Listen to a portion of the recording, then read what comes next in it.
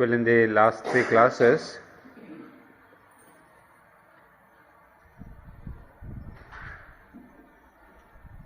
we have seen a bit of the background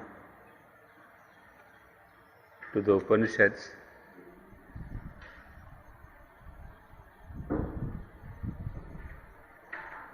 From the historical perspective, as well as a perspective of Indian spiritual devolution.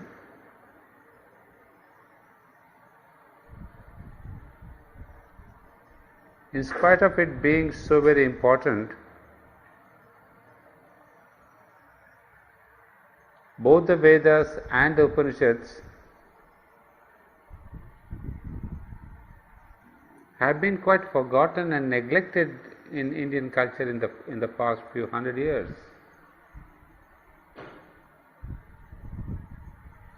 I mean, a thing of such a great importance, I'm sure people should have read and tried to understand. But unfortunately, there has been a kind of a de-linking with the past.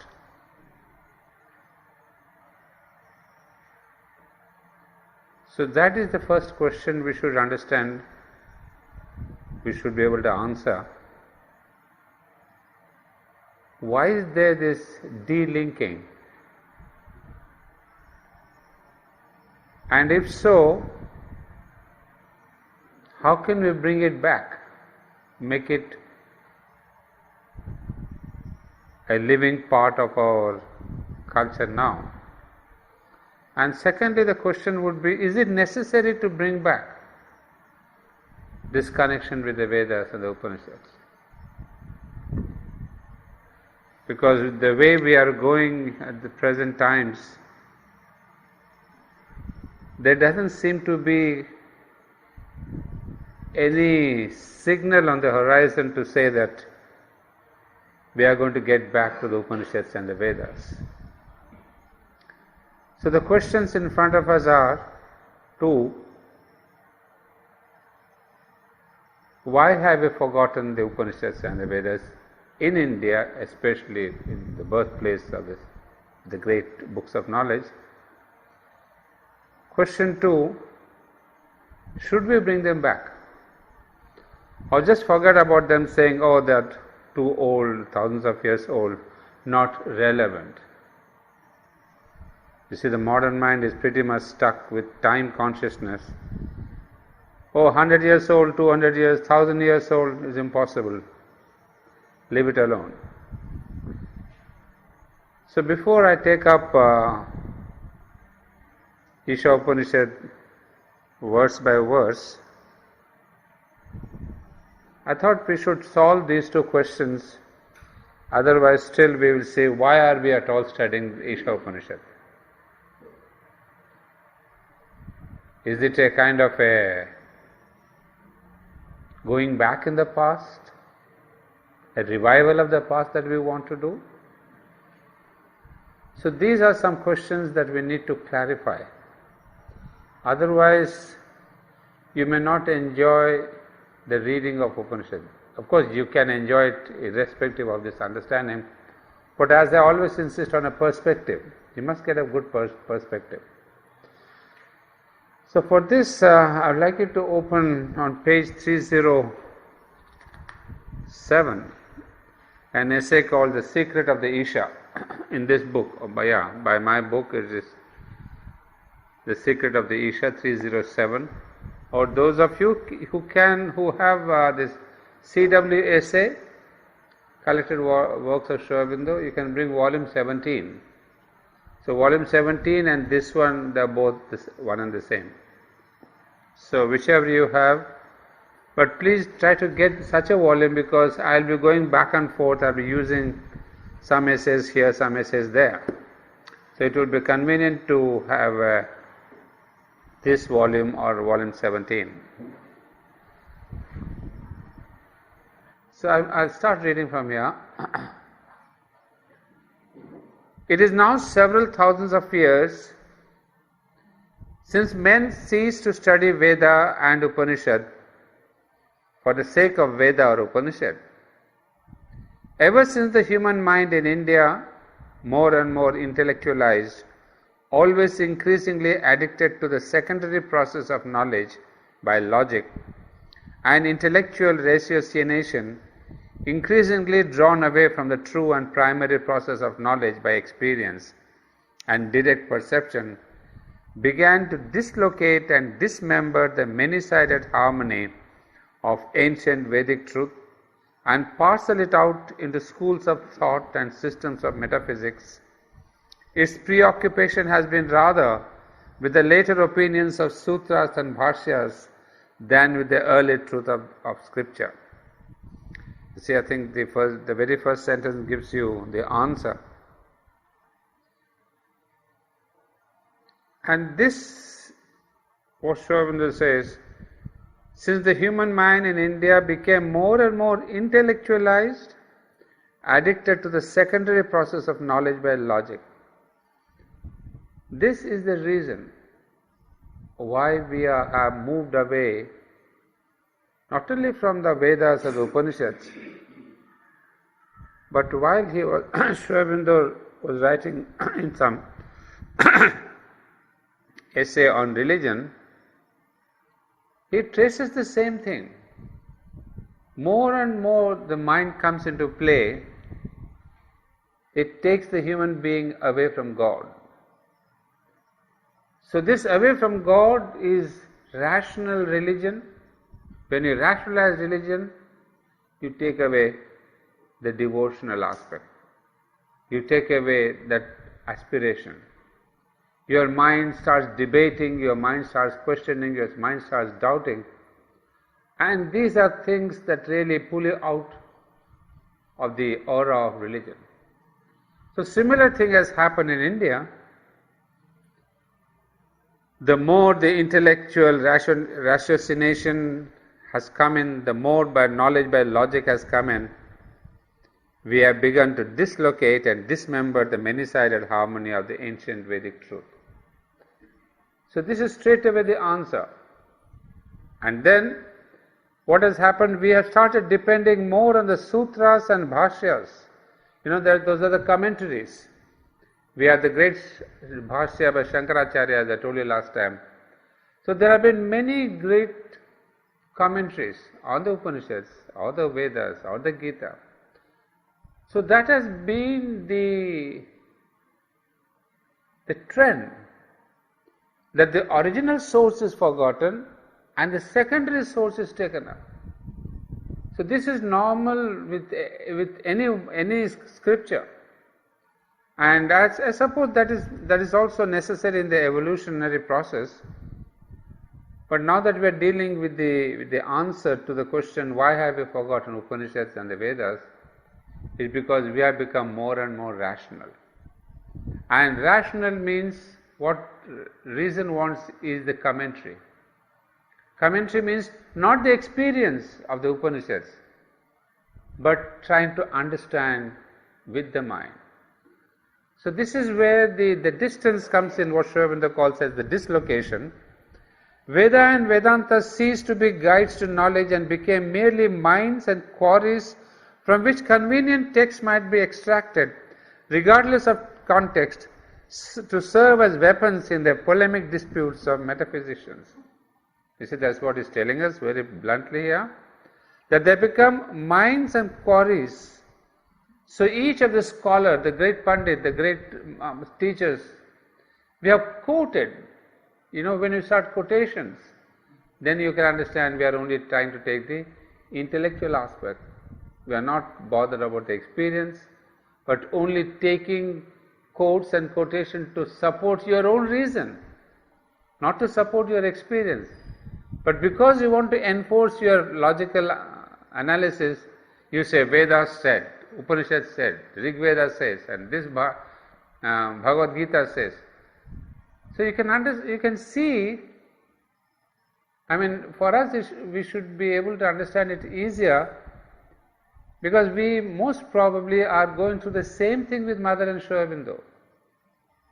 You see, the more we start commentaries, the more we say, Mother says, Sri Aurobindo said.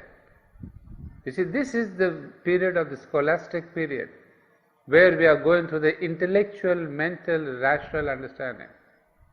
But the original, the avant-garde sadhaks in the ashram, they did not want to really understand per se, they wanted to experience per se. And fortunately, the Mother and Sri Aurobindo both were in their bodies to give them this experience. So you see how slowly every spiritual movement goes from the experience to the mind, to the intellect. It's a process of devolution, but we have to also understand that in this process we lose the original. And that is what it has become. It has become a polemic disputes of metaphysicians. The inconvenient texts were ignored or explained away by distortion of their sense or by depreciation of their value. Those that neither helped nor hindered the polemical purpose of the exegete were briefly paraphrased or often left in a twilight obscurity. This has happened again in India, of course. I mean, it's so vast literature, we can't get into that. There are hundreds of commentaries. People have distorted them. And where the Upanishads did not support their argument, they distorted or very conveniently looked away from that, and some of them even said, this Upanishad is of no value, reject it, leave it. So you see, our scholars have gone to that extent of deleting some Upanishads, saying that this is of no value, it doesn't help my logic, my reasonable capacity. So you see, this is where the mind comes and distorts. It really plays with the Upanishads or anything original. So it has happened here too. For the language of the Vedantic writers ceased to be understood, their figures, symbols of thought, shades of expression became antique and unintelligible. Hence passages which once fathomed reveal a depth of knowledge and delicacy of subtle thought, almost miraculous in its wealth and quality, strike the casual reader today as a mass of childish, obscure and ignorant fancies, characteristics of an unformed and immature thinking. Rubbish and babblings of humanity's nonage, an eminent Western scholar has termed them. Of course, you know the reference, the eminent Western scholar, Max Muller. He has termed them as rubbish and babblings of humanity's nonage. Nonage is the childhood. Humanity's childhood is the rubbish, the way a little child babbles. So the great Max Muller said, this is all the babblings of humanity's childhood. And Sri Aurobindo says, rubbish and babblings of humanity's nonage, an eminent Western scholar has termed them, not knowing that it is not the text, but his understanding of it that was rubbish and the babblings of ignorance. He just turned the same words to him. He says his understanding was rubbish. Worst of all, the spiritual and psychological experiences of the Vedic seers were largely lost to India as the obscurations of the Iron Age grew upon her, as her knowledge contracted, her virtue dwindled, and her old spiritual valiancy lost its daring and its nerve. Not altogether lost indeed, for its sites of knowledge and practice still lived in cave and hermitage, in sites of feeling and emotion, narrowed by a more exclusive and self-abandoned fervor, remained quickened even in the throbbing intensity of the Bhakti Marga and the violent inner joys of countless devotees. You see, this is that's the picture I had given in the beginning. What we say the Vedic age, which had really concentrated on the mental side, that means the meditative aspect, purely the knowledge aspect. And after this age of the Vedas came the age of the Gita, which has dawned the age of Bhakti Yoga. So Sri Aurobindo is telling us that you see the process, if you remember, has been this way: the Vedic age, the Upanishads, then the schools of thought, the 6 schools of thought, and then comes the Bhagavad Gita. So what is the process of the mind? The mind from the level of revelation, it comes down to intuition, it comes down to the higher mind, the 6 schools of thought, belong to the higher mind. And then suddenly there is a wave of devotion with the Bhagavad Gita. So Sri Aurobindo is telling us these revelations came down to the level of the mind, and then they hid themselves in the caves, in these lonely forests, where people withdrew, keeping the secret of experience of Upanishads. Even though after that the bhakti came down and then it flooded the Indian psyche, but all knowledge, the path of knowledge receded. But even here it remained dim and obscure, shorn of its fullness, dimmed in its ancient and radiant purity. Yet we think, however, it may be with the Vedas we have understood and possessed the Upanishads.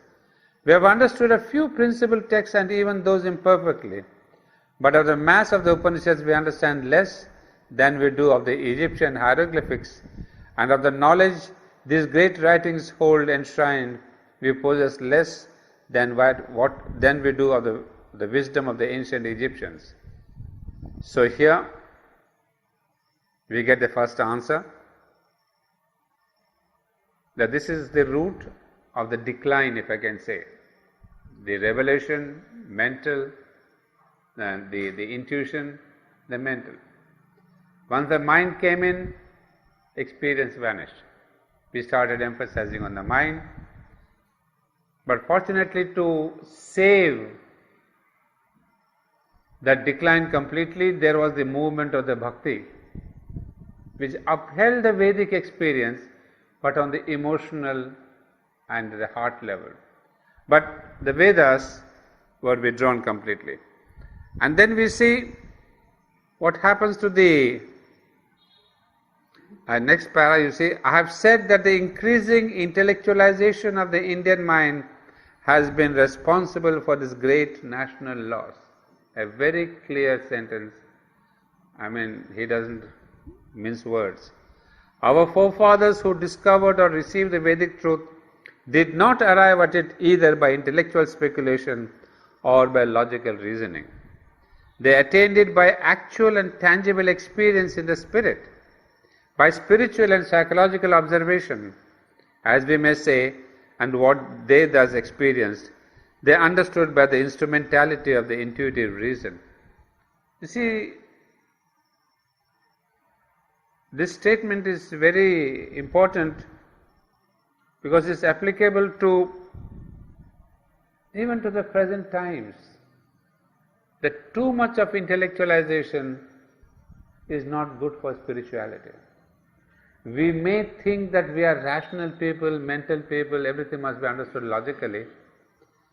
But Isha Upanishad, and in fact all the Upanishads, give our logic a shock of using the opposites, of using the paradoxes. Because they say, look, everything in this world is not logical. They cannot be put into a logical framework. In fact, the way Isha Upanishad, this 18 verses that we have here, the way they take us from one image to another, from one verse to another, there are no two verses that really go logically step 1, step 2. There is an absolute leap of experience. So that tells us, they wanted us to understand that your mind is limited. Your mind cannot understand the superior and higher knowledge. Something else is required. That experience and knowledge is required. So what we see here, that the present pride in the mind has to be somewhere resigned. And we have, that's why Sri Aurobindo all the time tells us that we have to go beyond the mind. Once again, we have to go beyond into a higher mind, or Sri Aurobindo has described as great levels of the mind. But we just say into beyond the mind. Because if we want to truly become spiritual or understand anything on the spiritual level, but mind is only a very limited instrument. So we have to almost abandon it. Because basically, see, the writings were never mental, they never use the intellect, they never use the logic. So how can you understand them with your logical mind? It's simply to say that you are using a wrong instrument to understand a thing. which I always tell you, if you want to look at the moon, if you use a macroscope, it's the wrong instrumentation. If you want to see the further thing, you have to use the telescope. If you want to see the minuscule thing, use a microscope. But if you want to understand the Upanishads with your mind, and then say we don't understand, it is mystic, it is abstract, it is so and so, obviously you are using the wrong instruments. So Sri Aurobindo is very clear here that our forefathers had done with tangible experience, spiritual and psychological observation, and instrumentality of intuition. But we are using a wrong methodology now. But a time came when to the others of the supreme and immemorial Vedic truth in the terms of logic, in the language of intellectual ratiocination, for the maintenance of the intuitive reason as the ordinary instrument of knowledge demands as its basis an iron moral and intellectual discipline, a colossal disinterestedness of thinking. Now, I just skipped a line here. What is important is, without tapasya, there can be no Veda. That's again a very important statement, that's why I have taken it. Without tapasya, there can be no Veda. This was the course that the stream of thought followed among us, according to the sense of our Indian tradition. The capacity for tapasya belongs to the golden age of man's fresh virility.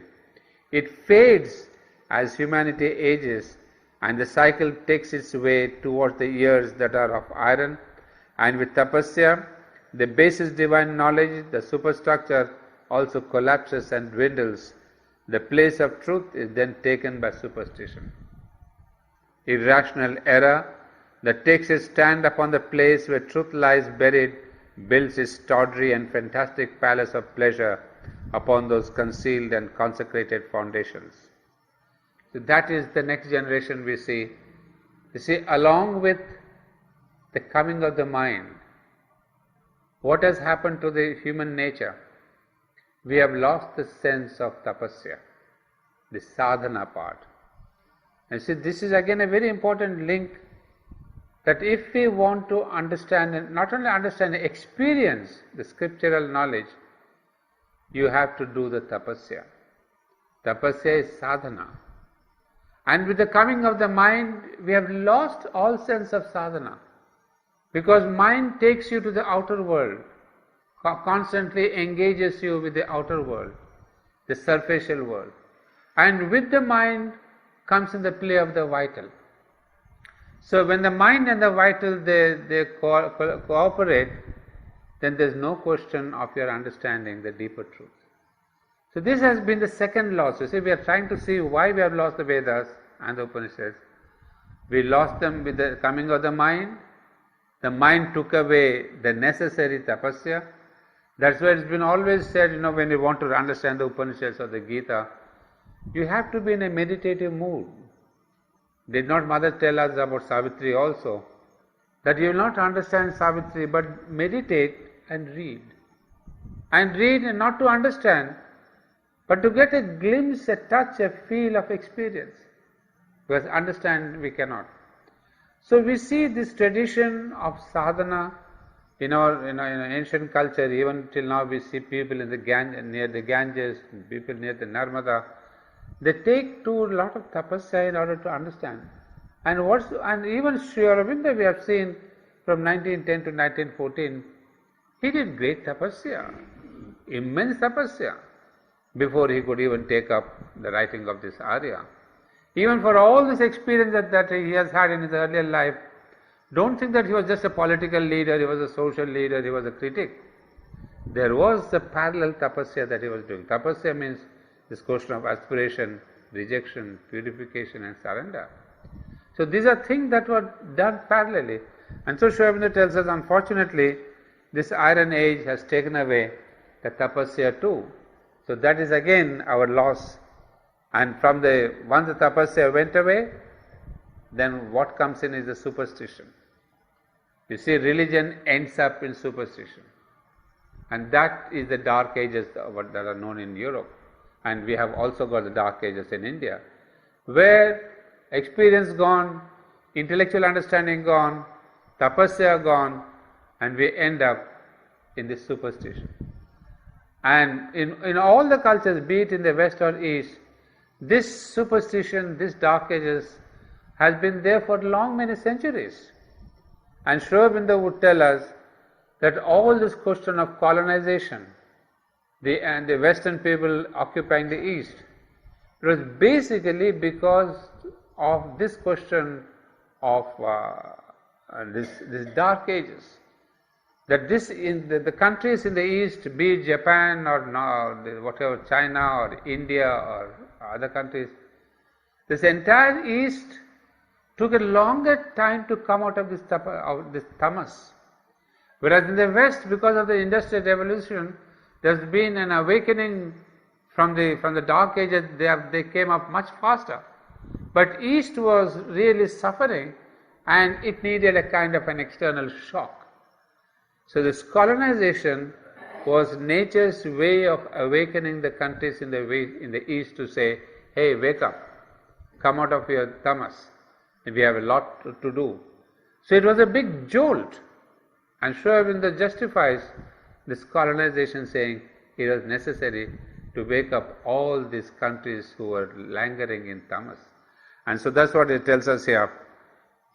Reason arrives as the angel of the Lord, armed with a sword of doubt and denial, comes and cuts away whatever she can, often losing herself in a fury of negation, denying superstition indeed, but doubting and denying also even truth, because it has been a foundation for superstition, or formed with some of its stones part of the building.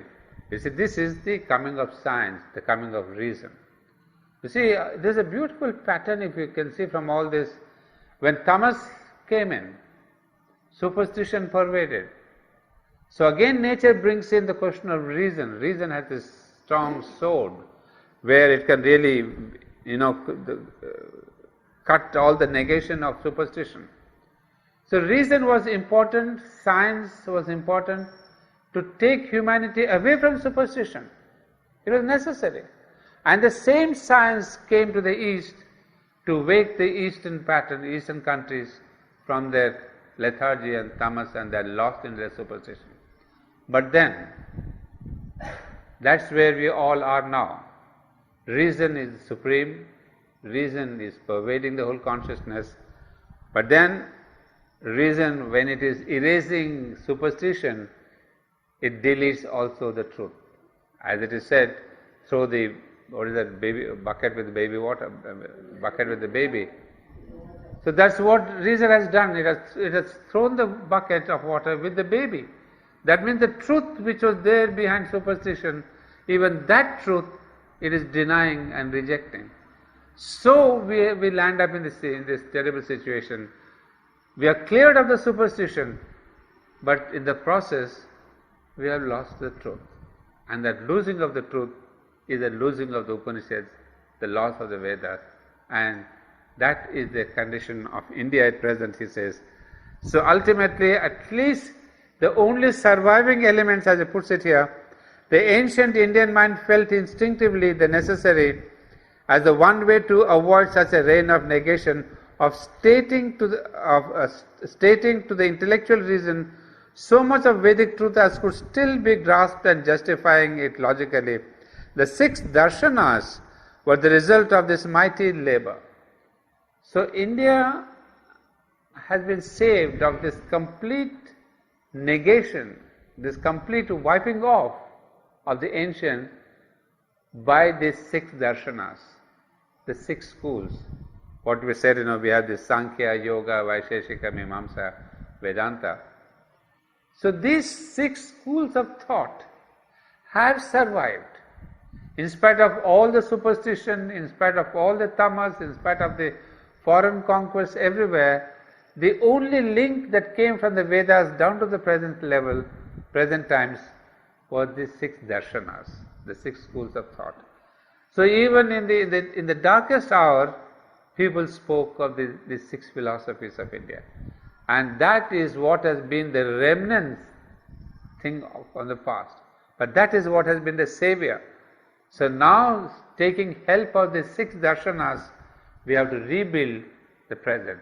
So he would tell us, that this is what has saved India. So that is, but admirable and necessary as was this vast work of intellectual systematization, subtle self-grasp and successful beyond parallel, supreme glory as it is now held and highest attainment of Indian mentality, it had from the standpoint of Vedantic truths, three capital disadvantages. So this is, in summary, the reasons why we lost our scriptures. Not scriptures in that sense, but our philosophy, spiritual philosophy. You have already seen all that, and reason has come to be supreme now. But reason has also brought in, as he would write in another essay, explaining what he calls it here, the three capital disadvantages. By the way, you should see something, that this whole book is only about the Isha Upanishad, which is almost, 600 pages. Why did Aurobindo really spend so much time, give so much of his time and his energy for the Isha, which is only 18 verses, the shortest Upanishad, and Aurobindo gives it the longest explanation. Not only so, when I saw the contents here, we see he works on a draft 3 times, draft A, draft B, draft C, and then each one of them is about 90 pages, 120 pages, 140 pages. And in one of the drafts he calls it the Life Divine. So why did Aurobindo give it that much of an importance? Obviously you can see Isha occupies, from the point of view of philosophy, the essential features of the Life Divine. What Aurobindo was to write later, the big volume of the Life Divine, is, except for a few passages and concepts, it is an elaboration of Isha. That's what we realize. Experientially, of course, Aurobindo has not done this intellectually, that is, of course, nothing to be discussed about. But if we see it purely from the point of view of knowledge, it is more or less a great expansion of Isha. So you can see the importance of these 18 verses. They are the saramsha, the essence of our own book, Aurobindo's own book, the Life Divine. So it is that kind of an importance it is. Of course, there is the question of supermind that comes in the later chapters of the Life Divine, but otherwise, the concepts regarding birth, rebirth, death, Brahman, man, his destiny, knowledge, vidya, avidya, ignorance, Shankara, everything is there. So that is the depth of this Upanishad. And Aurobindo, a man like him, a philosopher like him, a yogi like him, he himself has attempted several times to get to grip with this book. Each time he has given an essay incomplete, he has tried it again in a different way. But that is what is magnificent about this book, Isha, that no other Upanishads he has written on the Kena and other 10 Upanishads, but they are very brief, just the discussion, but Isha occupies definitely the longest explanation from him. So now, having come to this, where we understand the reason for the decline, but Aurobindo would say, why should we now? The second question that I had posed, do we need to revive? Or should you think that it is thing of the past and forget about it? It's after all Indian and we don't have to. There's nothing Indian about Isha Upanishad. There's nothing to do with religion, caste, creed, nationality. This is one knowledge that is universal, global, pertaining to man wherever he may be. Because it deals with the fundamental existential issues of man's life. What are our problems? Who is God? What is birth? What is death? How do we live? How do we enjoy this world? So these are our questions. It's a day-to-day question. Everyone Materialism, all the great Bill Clintons, everybody will say, how do you enjoy? Today we say enjoyment is through material means. So this has been the perennial question, how do we enjoy our life? Because enjoyment has been the primary thing. And imagine Isha Upanishad itself takes you to that very question in the very first verse. So it has been extremely contextual since 5,000 years. Because man always wanted this question of enjoyment, and Isha tells you that. So this is a universal question, enjoyment. It doesn't pertain to any religion, caste or creed. So however, now trying to answer the second question, do we need to revive it? Of course, yes.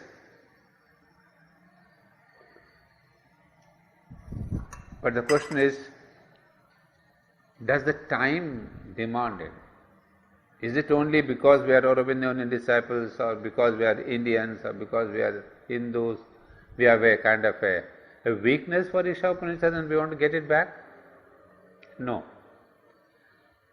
You see, when Sriaurobindo tells us about the 3 capital disadvantages, in one of the books, I think it is in Human Cycle,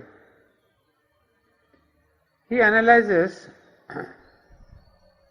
I think it's in the chapter called the end of the rational age, or the curve of the rational age. Because you remember, yes, Sriaurobindo speaks of the rational and the supra-rational, and then the rational, supra-rational and the spiritual age. So these are ages that are on their way, they are going to come, they are manifesting themselves. So in the rational age, he has a beautiful point. He tells us that for his existence, the common man, he requires, or is in pursuit of searching 3 things. One is the power. Everyone wants to have some power or the other. It may be very minuscule, but somewhere he feels, the modern slogan, women's empowerment, the word power is there everywhere. So we want to have this power, which also means the right. Then there is a second aspect where every one of us is involved, is the enjoyment of the faculties, he calls it. Enjoyment of faculties, enjoyment of desires. So what is it we have? We want intellectually, on the level of mind, the power, vitally, the satisfaction of desires, and then he would say there is a reward of faculties. That means if I am a professor, if I am a great cricketer, if I am something, I want to have a reward of my faculties. So you see the common life of every man. Either, hey, I have done this job very well, I need a reward. Then secondly, I need to fulfill my desires. And then I enjoy my desires, the fulfillment of my desires. And thirdly, I want to gain some power, some position, some control, some satisfaction, some ego. What Sriaurobindo would call it the ego hunt. So he says we are always having these 3 priorities: desires, power-mongering, and rewards for the faculties. Now, I came to know this, for the first time. He says all these 3 were available in the olden society through the system of the castes. And then suddenly I started to understand what was the need and the necessity of a caste, and what are the famous castes that we have in India, the 4 castes. Because in each caste, each person, a Brahmin or a Kshatriya or a Shudra or a Vaishya, he or she from that caste, particular caste, they knew the power they have, the limit of the powers, that this much I can have. They knew what are the rewards that I get for my faculties. They knew what are the enjoyment that I have. So each grade of the caste system, it was really given all the 3 to a certain limit. So if I am a Shudra, I knew what are my problems, what is my limitations. If I am a Brahmin, I knew what is my power. But then he says, unfortunately, what has happened is, in the coming of the modern times, when reason came in, of course it has not yet erased in India the caste system, it is still there, but most of the world, the Western world at least, we have erased the caste system. So now this question of the power, the search for power has taken to the search for wealth. You see, Sri Aurobindo is a great psychologist in this sense that we always require power, political power, or this power or that power, and at that time there is the power of the caste. But now he says there is the power of the wealth. So each one of us, what we call materialism, is nothing but the pursuit of the power of wealth. That is why each one of us is wanting to earn money and become rich and more rich. Why? Because we want to have that power. And now power is linked with this question of enjoyment of your desires. So the more the power, the greater the enjoyment.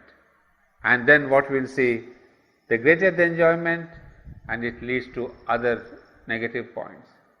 So Sri Aurobindo is telling us, unfortunately, this is the trend of the modern times.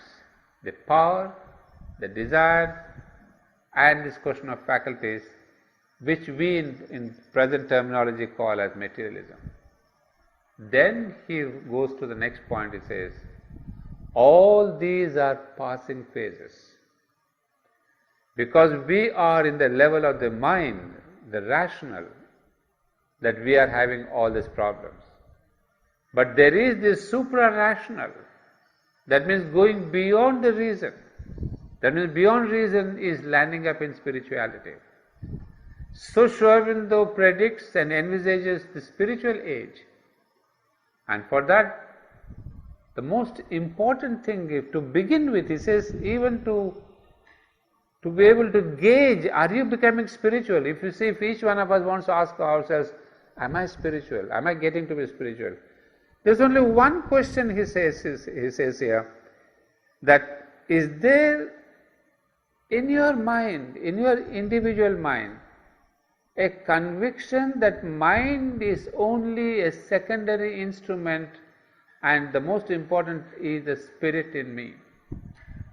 He says, first ask yourself, what is the priority in your life? Do you think mind is the supreme? Or is it that the mind is only subordinate to the spirit?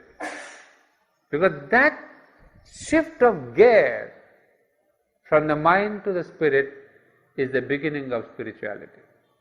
So when we no more say mind is supreme, but this slow shift, it may take us a lot of time, decades, through a lot of negative experiences, through destruction. But humanity must come to a position where it says, no, mind is not the ruler. There is something beyond mind. And this sense of the beyond mind will lead us ultimately to three things in a spiritual age, what he calls God, freedom, and unity. So these are the three labels of a spiritual society: God, freedom, and unity. And unity, freedom, of course, we are seeing. Unity, hardly anything. In the human society, in India, in every country, there is hardly anything of unity in spite of the great efforts. But before unity and freedom can come fully, Sri Aurobindo again emphasizes, God consciousness must be realized. So this is the trend as he sees it. And he says humanity will move. The question is only of the time. What Sri Aurobindo sees, is it happening? When will it happen? But then these are pointers. If we want to do a research, these are the hints that Sri Aurobindo is giving us, that look into your society and see what is the God consciousness in the society, in your community. Is it purely freedom? Nowadays in India there is a lot of movement about freedom of speech, freedom of expression, freedom of art, freedom. He says you cannot achieve freedom. In democracy, again a question of freedom. And all this democracy, freedom and unity without God, becomes detrimental, becomes a hindrance. Because then it becomes the freedom of your vital, freedom of your mental, but it's not the true freedom. So Sri Aurobindo would tell us that first of all, increase the God consciousness. God consciousness means once again get back to that knowledge, to those books, to those scriptures which speak, which give you the experiential knowledge of this God consciousness. So you see now how I have understood all these things are now pointing to the revival of the Upanishads. So it is time and high time that we, at least in Aurobindonians and in Auroville or ashram or any centers, we have to get back to this great knowledge. This knowledge of the Upanishads is not just a knowledge per se, but knowledge in the Upanishadic sense is that knowledge which takes you towards immortality. It is not the knowledge of the object, it is the knowledge of the subject which is important. So Sri Aurobindo would say, if we want to have this question of spirituality, we must increase the consciousness of Godwardliness. And for that, Godwardliness not in ascetic sense, but in the world. And when Sri Aurobindo, now we understand why Sri Aurobindo liked so much Isha and was really emphatic about Isha, because Isha talks nothing but about the Jagat, the world, this life. So for Sri Aurobindo, Isha was the quintessence of the life divine. In fact, Isha Upanishad tells us how to lead, how to get to a life divine, and that too upon earth.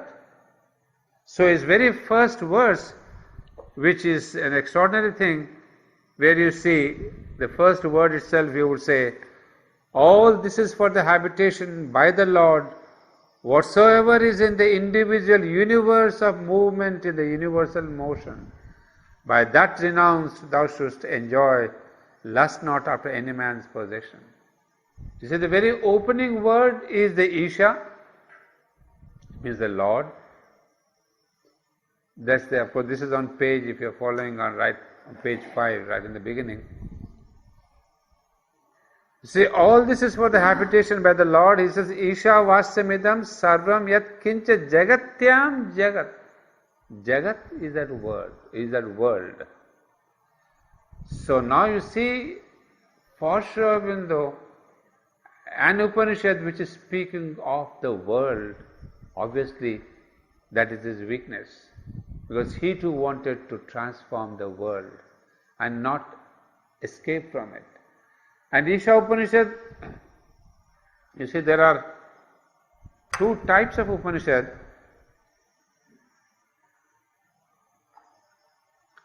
They are called the older Upanishads and the younger Upanishads.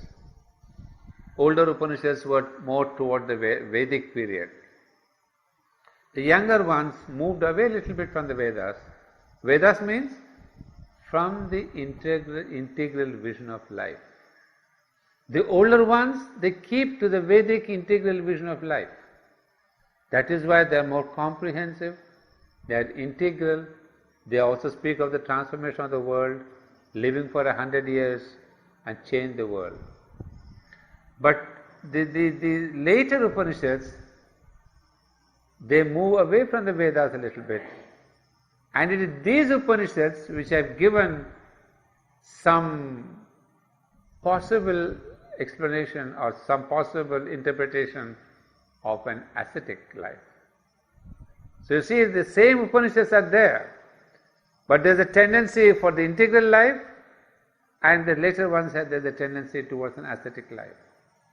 So that is where Sri Aurobindo has given us the chance to say that a lot of Pandits, they do interpret the Upanishads as an ascetic life, because in the Upanishad there is this inherent possibility of interpreting ascetic way also. So people have interpreted it as the ascetic life, or they have interpreted as an integral life. And for Sri Aurobindo, Isha belongs to the earlier period, the integral period. So for him, it's a perfect book for him to start. And then I'll just like to read a paragraph from page 101. You just turn to 101.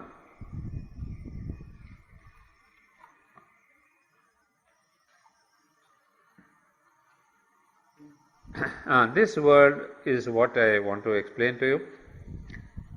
We have seen the verse, what we said, Jagatyam Jagat, Jagat is the world.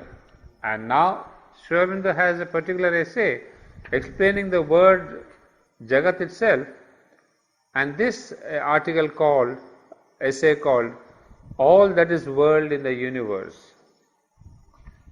Now the Sanskrit word Jagat, this is on page 101, no, I'm sorry, not 101, this is on page 95. 95.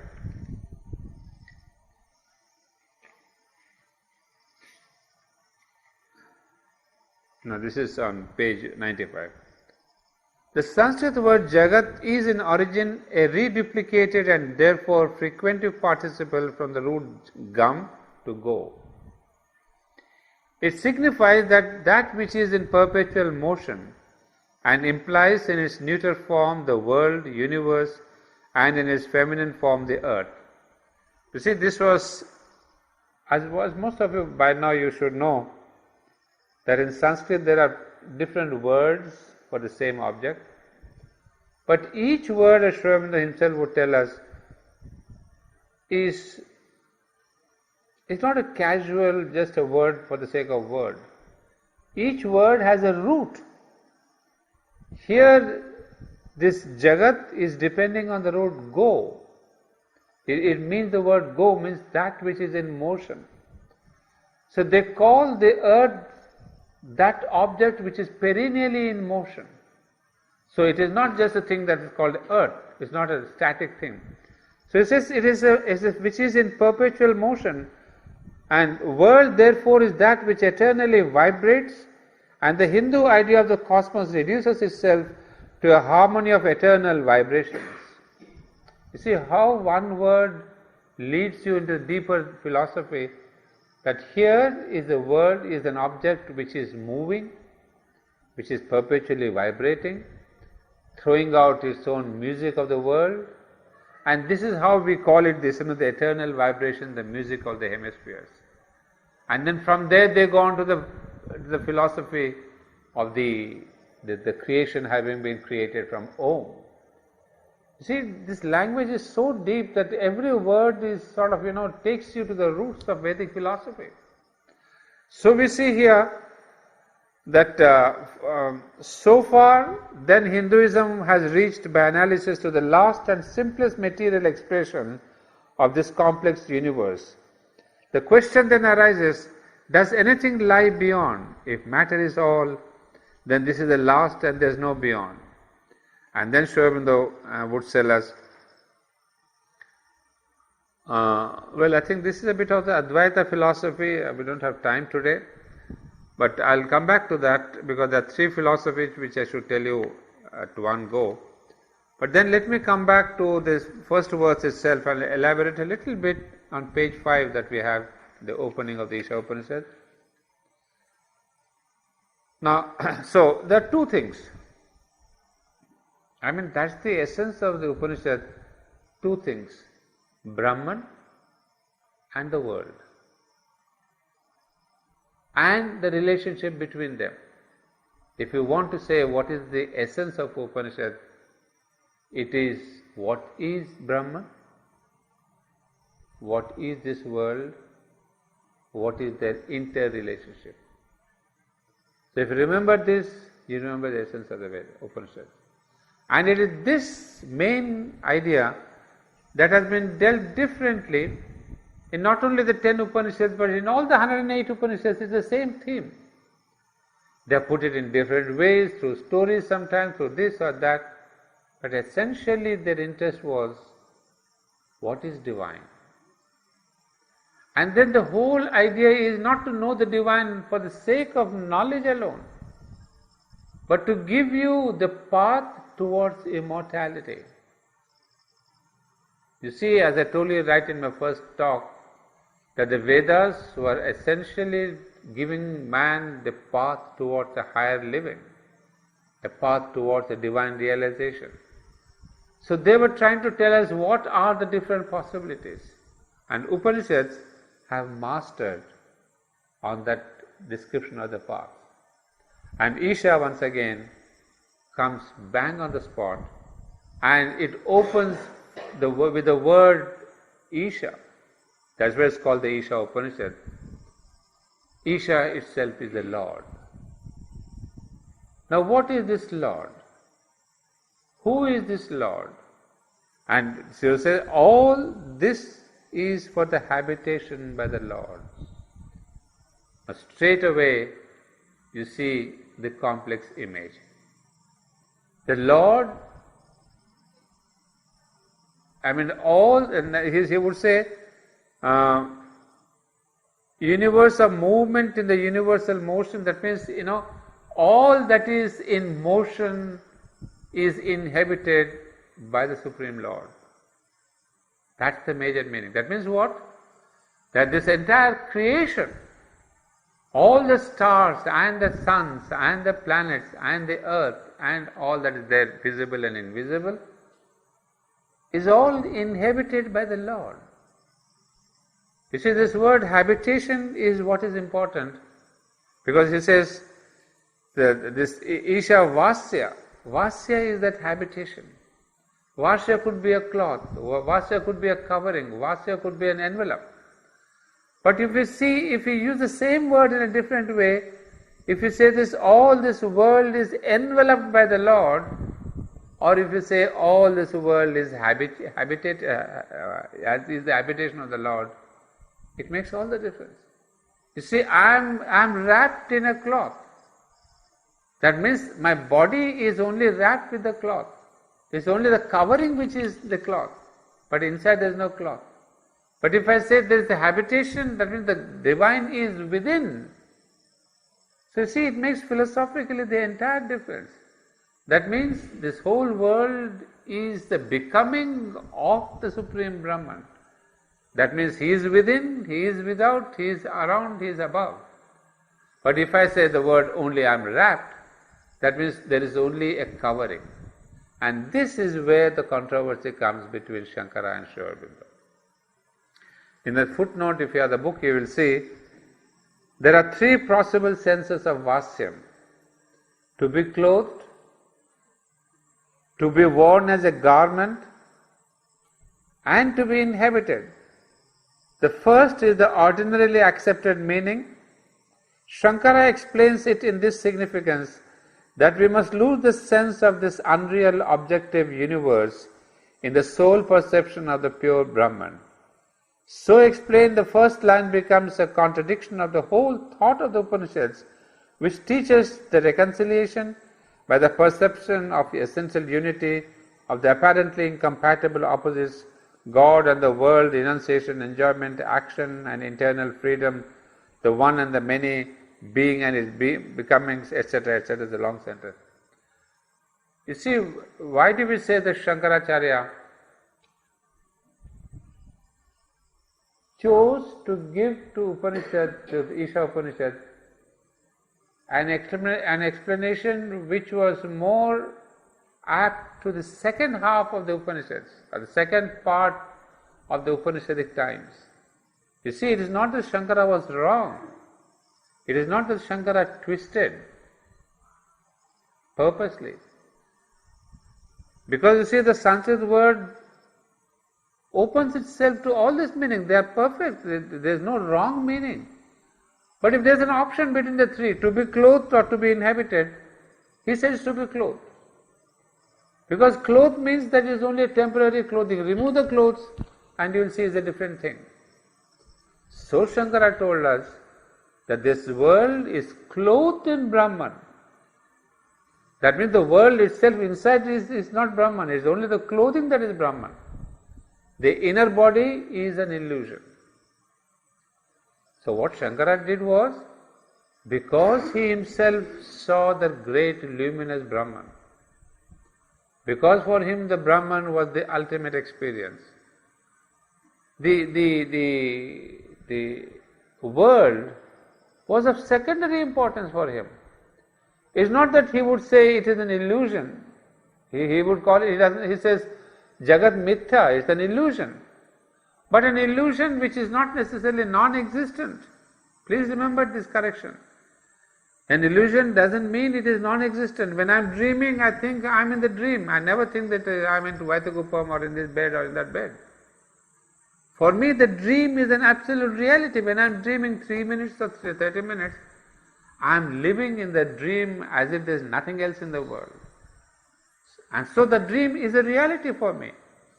So similarly, Shankara says, this world is a reality. As long as you are living in it, it's a perfect reality. There's no question of saying it is a mithya, it's an illusion, no. Even a mirage when you see, you think it is there, and people go and try to find the water in the desert. So the only thing is, when you, for example, there's a mirage in the desert and you go there thinking there's water, when you go deep down there's no water. And then you say, oh, this is the reality, there's no water. So similarly, Shankara says, when you realize the Brahman, then you say, oh my God, all these days I was in a dream. But only when you wake up that you think it was a dream. But when you are in the dream, you never say it is a dream, it's something illusion, it's unreal. Dream is a reality as long as you are in it. When you wake up, that means the waking up is the realization of Brahman. When you realize the Brahman, then you say, oh, I had a dream.